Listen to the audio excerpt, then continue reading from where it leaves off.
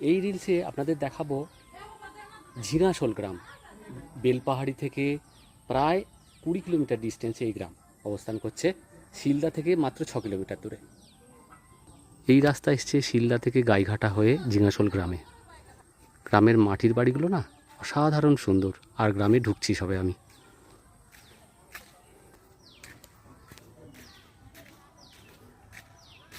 প্রতিটা দেয়াল যেন কথা বলে, ফেরিওয়ালার ডাক।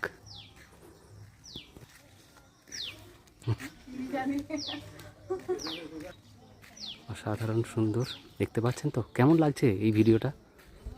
ঝিঙাশোল গ্রাম, এটা কেমন লাগছে এই গ্রামটা অবশ্যই জানাবেন।